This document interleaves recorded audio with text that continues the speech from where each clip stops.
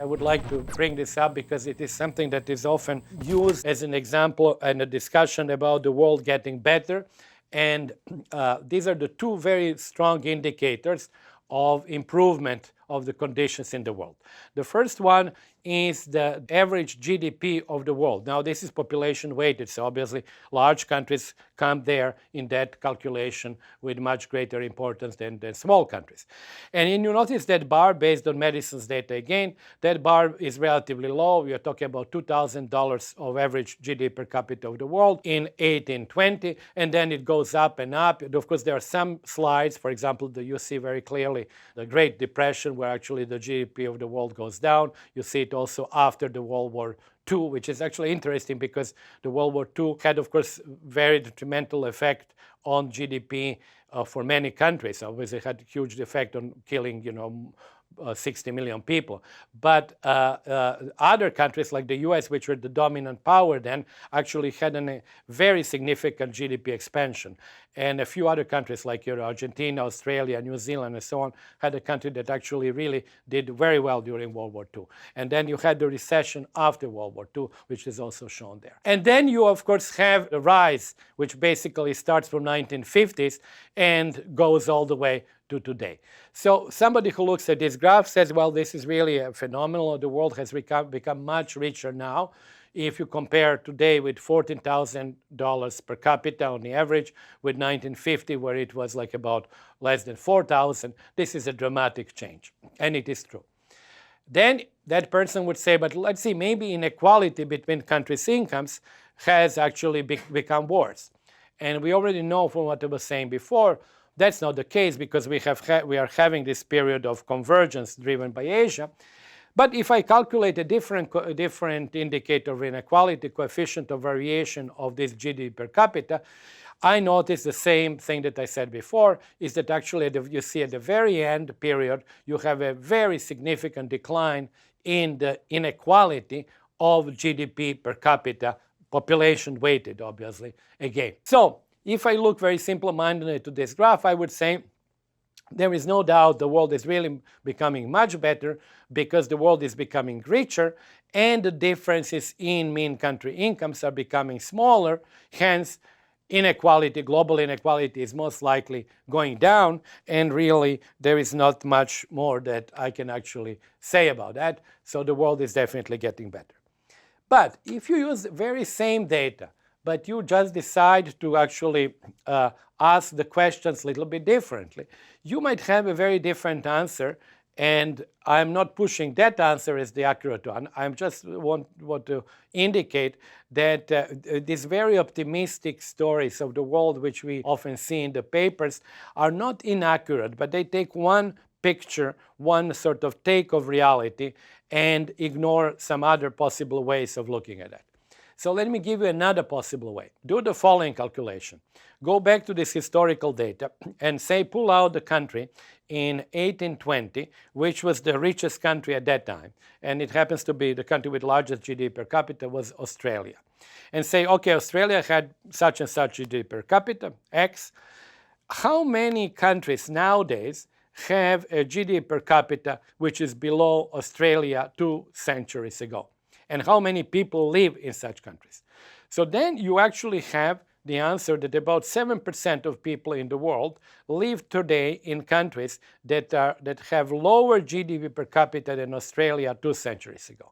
Well, this doesn't look very good because you're basically saying 7% of people in the world basically are late 2 centuries. They live like in a different century compared to most people who are watching me now. Then you do the same exercise with 1 century ago. It happens to be the UK with the highest income at that time. And then you find actually that there are 40% of people, 33% of people live in countries that are 1 century late. And finally, the 45% largest chunk are people who are 50 years late, half a century late, compared to the country that had highest income in 1970s, and that was the United States. So when you add all of that, you actually have 85% of people in the world who live in countries that are between 50 50 years, 1 century, or even 2 centuries behind what we consider, like in the rich world, what we consider, sort of acceptable standard of living or acceptable mean income of the country where we live. And you are, of course, then led to a somewhat kind of melancholic conclusion that only 15% of people in the world live in, you can say, current era or current income levels that currently exist within the range of the rich countries. So the same data, absolutely the same data as before, but now telling you a story which is, I think, much more how should I say, much more heterogeneous in some sense, because in the past you were just looking at the averages and you were looking at one synthetic measure of overall inequality, and here you're really looking at the same story but asking the question a little bit differently. So this is, of course, the advantage of this heterogeneous data. I think it's important to simply highlight that what we are witnessing now is almost certainly the greatest reshuffle of individual incomes since the Industrial Revolution. What I mean by the greatest reshuffling is, I mean that imagine that you have like a pack of 100 cards, and that your income, you tell me what is your income, and I say, okay, fine, your income is such and such. I'm going to put you in that pack of 100 cards, which are actually 100 world percentiles. I'm going to put you where you are, like, let's suppose in 1980. And then an equivalent person like you would look at their position now.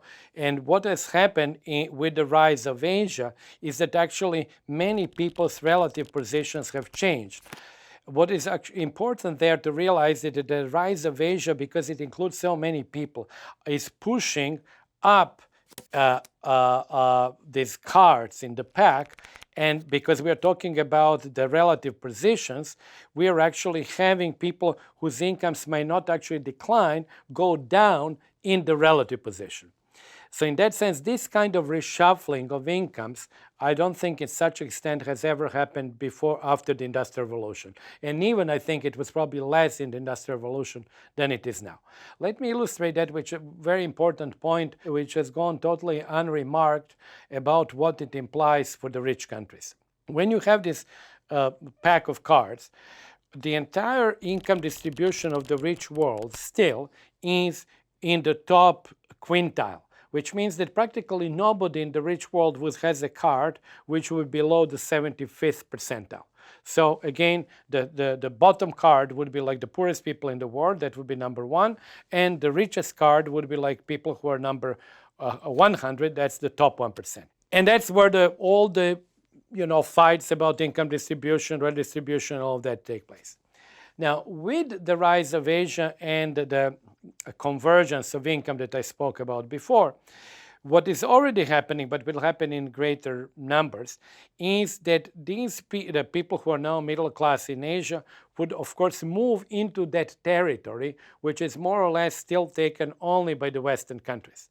And even if individuals in the West who are not actually getting worse off, but maybe even getting better off by 0.5% or 1% per year, they will be displaced. So instead of being, for example, at the 80th percentile, I will become at the 79th percentile. And because the numbers of people who are moving in are very large, the downward shift can be all the way, I suppose, to the 65th percentile.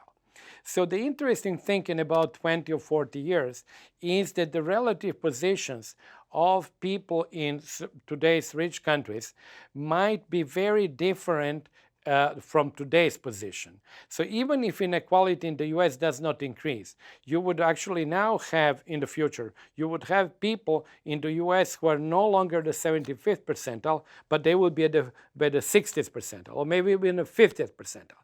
So what will then happen in the rich countries is that you would have these relative positions of people more or less like what you have in Latin American countries now. You would have actually people who are, from the global perspective, around the middle of the income distribution. You would have people who are the 70th, 80th percentile, and people who are at the top of the income distribution. So these relative positions, it might seem to you at first that it really doesn't matter.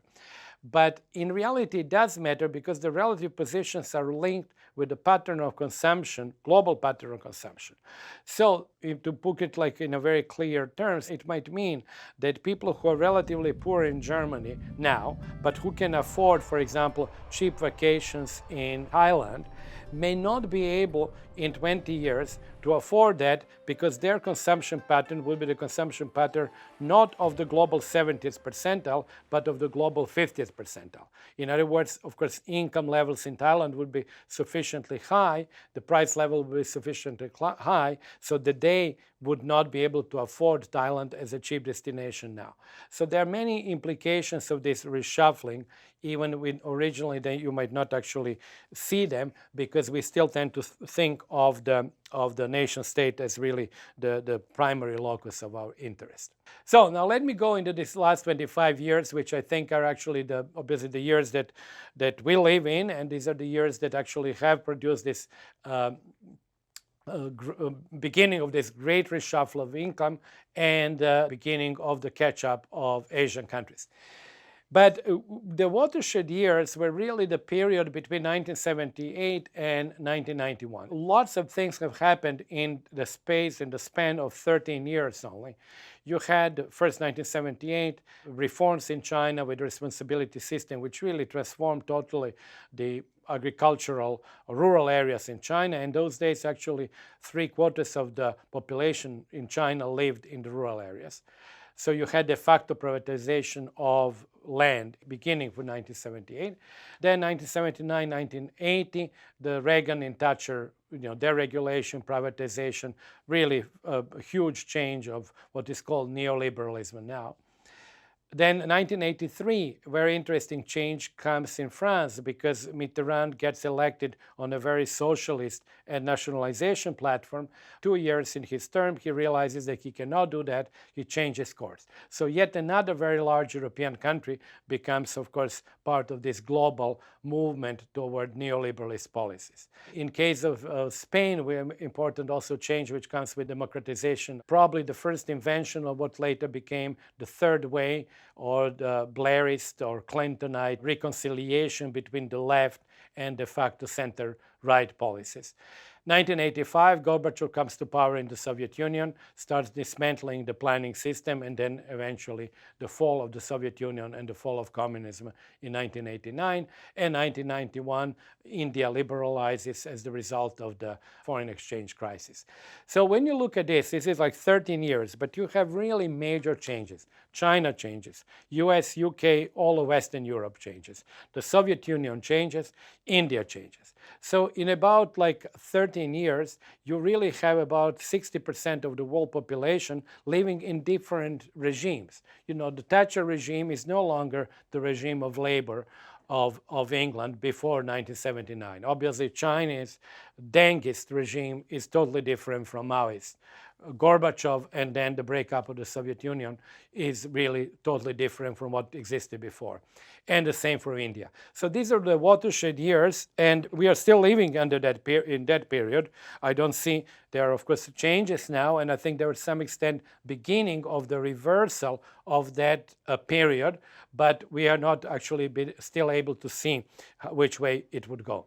Now, let me then go to using the data from the world income distribution to just simply show how does the world income distribution look. This is 2011 data, or you can use actually more recent 2013, but the advantage of 2011 is that actually we used also PPPs, which come from the same year.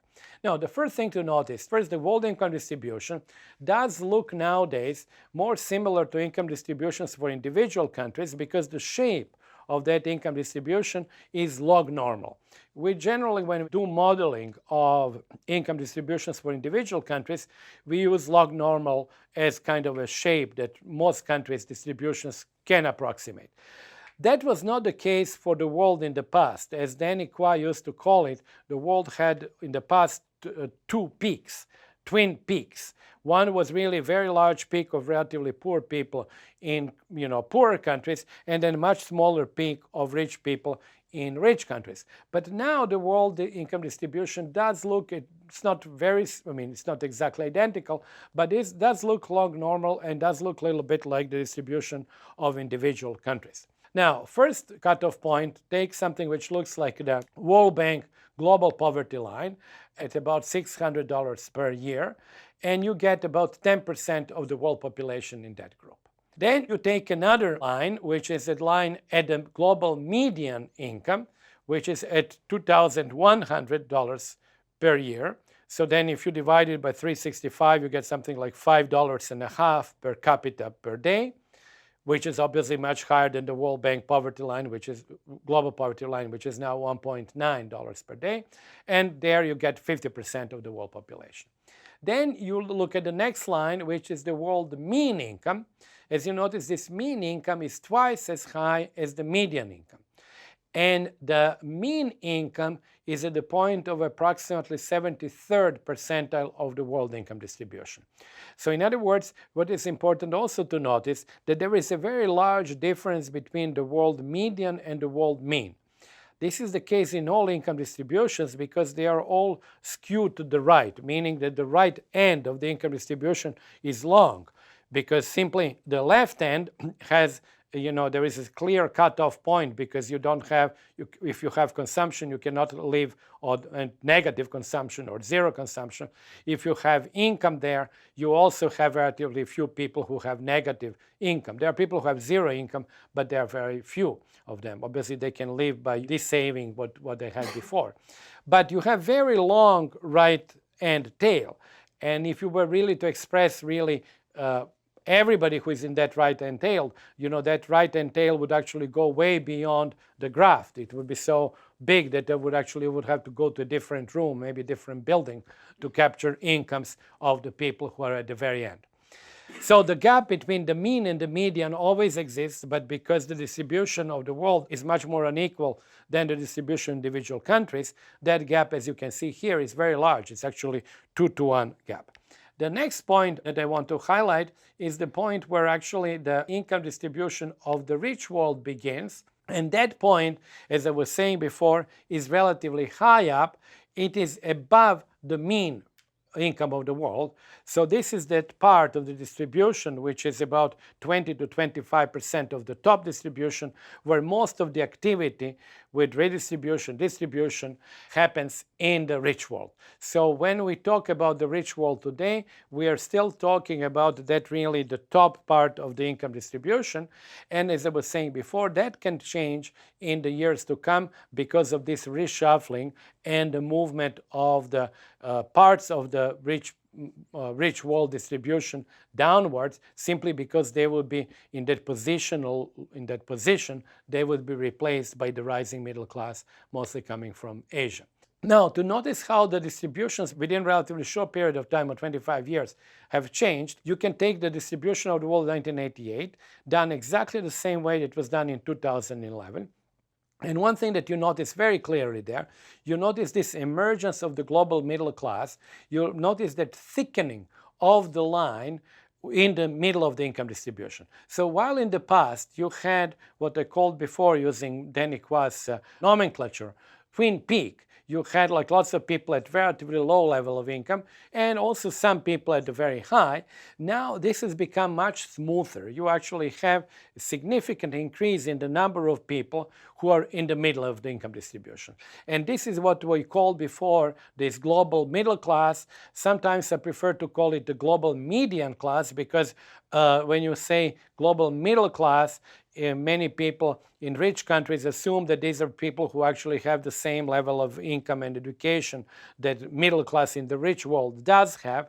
But in reality, these people actually are substantially still poorer and less educated than people in the rich countries. But they are global median class because their income level is very close. It's around the global median, and they have become much more important than they were 25 years ago. So it's really a major change. Another way to see this major change over the period between 1988 and 2008 is to look at what has become known as the elephant graph, because of the shape that with some imagination you can sort of see as being an elephant. And that chart has become popular because it essentially shows with numbers what many of us knew through intuition. In other words, who really gained a lot and who gained less during the globalization period. So what you have here on the horizontal axis, you have people lined up by their position in the income distribution from the poorest people to the richest. Again, the poorest are number 1, the richest are number 100. And on the vertical axis, you calculate the change in their real per capita income between 1988 and 2008. I will start from the middle of this graph because that's actually a very sort of important point. You notice that in the middle of that graph, you have had a very large increase in real income. When you wonder who are the people there, you actually take that group of people who are in that around the median, break them down by countries and by deciles where they come from. You actually find that there are lots of middle deciles in large countries like, again, China, India, Vietnam, and so forth. And their increase in real income has been even much higher than what is shown here, because here is the average of that. But in some cases, for example, like third urban decile of China, they have had an increase of 400%, not only of 80%, but 400%. And they have leapfrogged over, in some cases, 1.5 billion people. If you look at people who are in the third urban decile in China in 1988, and they were, let's suppose, at the 20th percentile, actually that was around that point, 20th percentile of the world income distribution. Then you look at the people who are in that same percentile. They are not the same people, but they are in the same decile in China in 20 years later. And they are no longer at the 20th global percentile, but they are at, let's suppose, 40th global percentile. So that means that they have leapfrog or jumped over 20% of the world population of approximately 1.5 billion people. So this is what I meant by the reshuffling of global incomes. Because notice that if somebody has jumped and moved from the card number 20 to card number 40, somebody else had to move down, because we have, obviously, this is a positional distribution. So if somebody goes up, somebody has to move down.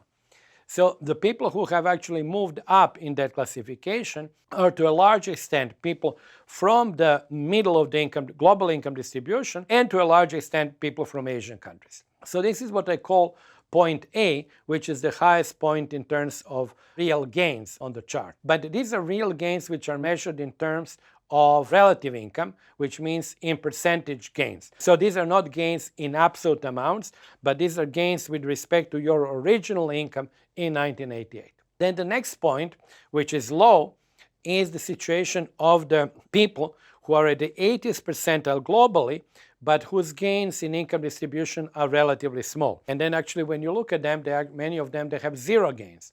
And then you kind of wonder, like, who are these people there? Because notice the situation of those guys. They are actually better off, they are richer than the middle class of Asia that we just talked about, but their gains in relative terms are much less. So in other words, they gained compared to their 1988 income very little, and they still remain richer, but they are really not improving their position very much. When we break down the people who are actually in that particular group that had very little relative gain between 1988 and 2008, we find that most of them, 70% of them who are there, are people from so-called old OECD countries. That means the Western countries before the expansion of the OECD to Eastern Europe and to Latin America. And essentially 3 countries dominate. That's the United States, Germany, and Japan. They dominate because they have very large number of population, like the 3 countries have 500 million people in total. So the lower part of their income distribution is 250 million people. And neither US nor Germany nor Japan had significant growth in the lower part of their income distributions. It is quite well known for the US. It is also well known for Japan because that was the lost decade in terms of growth for Japan. It is less known that actually German wages, real wages, and the lower part of the income distribution of Germany has actually not gained very much. So this is this first contrast between points A, which is, of course, the rise of the middle classes of Asia, and point B, lack of gains among the lower middle class of West European and North America. When I say North America, obviously I include Canada with the United States. Then the last point is point C, which is really at the very top of the income distribution, and you notice there the fact that actually that point C is very high. So that means that people who were the top 1% had very large increases in percentage terms. So now when you look at the percentage terms, you see points A and C with very large increases relative to their original incomes, and you see point P with relatively small or zero increase in their real income. Now, as we will see in a minute, this translated into absolute amounts would give you a different picture, because the absolute gains at the very top, since they started with very high incomes, of course, are much greater than the absolute gains on the middle classes, because their income is much lower. Nevertheless, people generally compare their incomes in relative terms, and actually we as economists very often do that. Most of the time we do that. We talk about percentage growth of GDP. We negotiate our wages in percentage terms, whether it would go up by 2%, 5%, 10%, and so on. So we really speak and think actually in relative terms. And if you do so, then you really have this elephant chart that not only shows you that the major beneficiaries were the middle classes of Asia and the global top 1%, but the major, not really losers, but the major group of people who did not benefit much from globalization were lower middle classes of the rich world. And that chart not only shows you that, but it actually gives you the policy options that you then have. Because if you are a government of the rich country, and you say, well, I really need to do something with middle classes of my country that don't seem to have really gained very much from globalization, be it because of the import competition, or maybe outsourcing, or maybe migration, or whatever is the reason. You basically have two political options. One political option is to say, well, look, these people in the middle have done very well. Most of them are from China. China has really benefited really tremendously from globalization. Maybe the rules of globalization need to be changed so that not only China benefits, but actually my own middle class starts benefiting more than before. In that case, your political action is directed towards changes in the rules of globalization, maybe trying to impede the growth of China or maybe other countries, or in essentially trying to improve the position of your own middle class by slowing down the growth of China's middle class, or by believing that the growth of China's middle class took place on the backs of lack of growth of the Western middle classes. The alternative to that approach is to leave globalization as it is, but to say, I want to implement policies which would redistribute the income or slow down the income growth of the top 1%.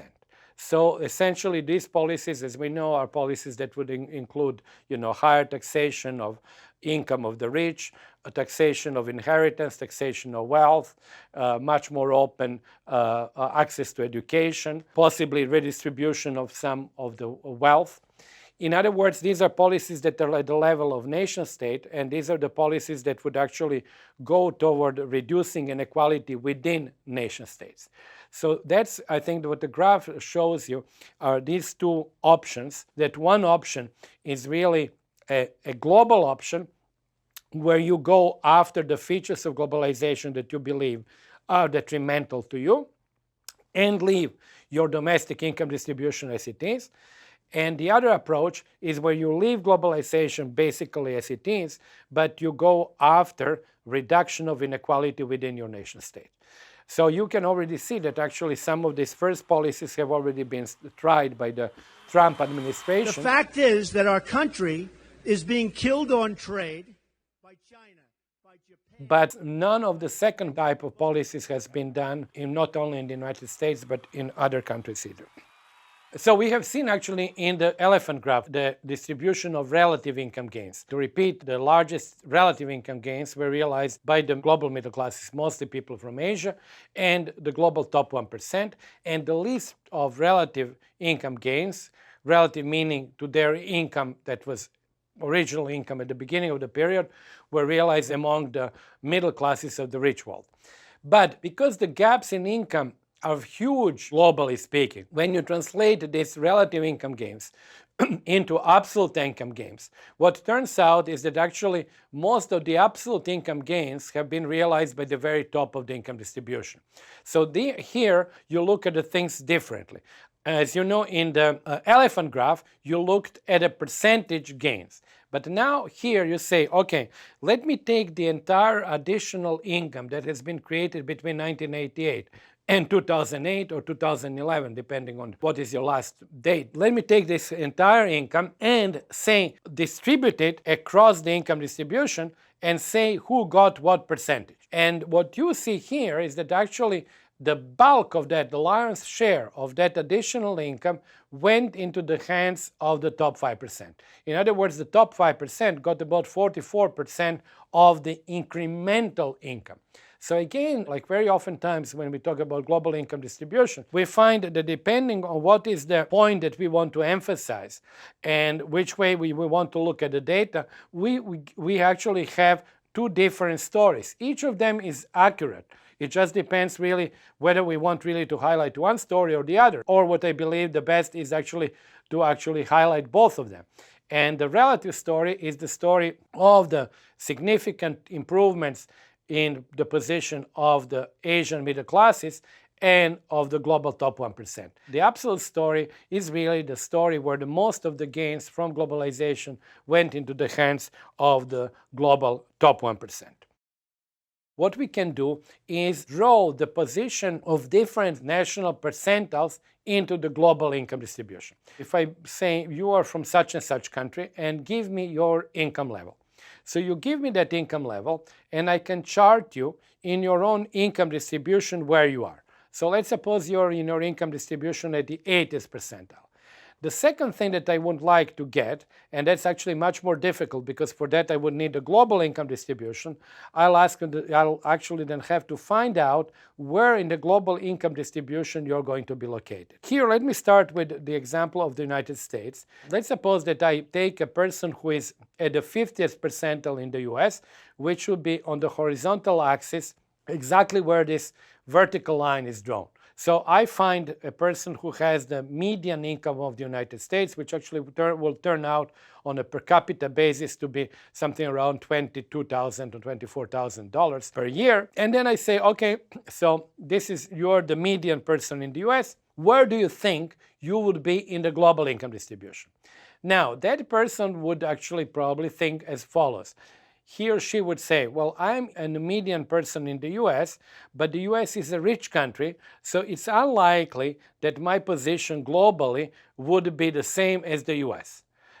More likely, my position would be higher. He would think, I would expect that I'm actually more highly placed in the global income distribution than in the US income distribution. And this indeed will be the case. If you look at the vertical axis, that person who is at the 50th percentile, and then you follow the vertical line, then you would actually see that on the vertical axis, that person is at something at the 90th percentile in the world income distribution. Or differently than when you start interpreting the entire line, you would notice that, of course, very poor people in the United States would be at the global median income level, and then each additional percentile in the US, obviously by definition, would be at a higher position globally. And finally, you would have the top 12% of the American distribution, who will be all part of the global top 1%. So that, of course, raises another interesting issue, that when we sort of protest and speak about about top 1%, it's not always clear which top 1% we have in mind. Do we have in mind the national top 1%, or do we actually have in mind all 12% of Americans who are part of the global top 1%? Clearly, as I will show in a minute, countries that are much poorer would have relatively few people in the global top 1%, and they would have many more people among the globally poor. Now, what was interesting here about India is not so much that actually India has many people who are poor in India, and they're also poor globally speaking. What is interesting is that first, that actually you have to go fairly high up in the Indian income distribution to something like 80th percentile to actually have people there who are at a low income in the United States. So in other words, there is a long way in the Indian income distribution to go until you get to the income level of people who are relatively poor in the US. But then you also notice that there are people who are actually very close to the top 1%. And if I had the distribution in India sliced in smaller groups, because each 1% in India has about 4 times as many people as each percent in the US, then of course with this slicing, I would of course have Indians who are also in the global top 1%. So you notice that, of course, still the gap between, of course, India and the US is very large. The next country I want to show is urban China. What is interesting with urban China is that even very poor people in urban China are still better off than about a quarter of the world population. And then you notice that people who are at the median income in urban China are actually at above global median nowadays. And the very top of the Chinese urban distribution are people who belong to the global top 1%. But when you take rural China, you notice that rural China is really like a different country. You have, of course, people in rural China who are also globally poor. You look at the median person in rural China, and that median person is significantly below the median person in urban China. Look at the gap in their relative position. The median person in rural China is something at the 40th percentile in the world, whereas the median person in the urban China is at the 60th percentile. So the gap between the two of them is huge. It's about 1.5 billion people actually between these two positions. But you also notice that even rural China has people who are at the global, almost close to the global top 1%. And then very unequal countries, in this case I'm using Brazil, but I could have used South Africa as well. What they show in that global income distribution, they show at the same time presence of people in their own midst, in their own country, who are among the poorest people in the world. They show that actually their median income is around the median of the world, and they show they have people who are also in the global top 1%. So in some sense, countries like Brazil and South Africa would essentially mimic the world income distribution. Because if I were to plot world income distribution here, I would actually have the 45-degree line, which would go like a straight line from the point 1 and 1 at the bottom to a point 100 and 100 at the very top. And as you can see actually here, Brazil or South Africa would come very close to that. So in other words, they are really countries which are extremely unequal and that within themselves contain practically the entire variety of the world income distribution, from the very poorest people in the world through middle class, through upper middle class, and all the way to the global maybe 5% and even global top 1%.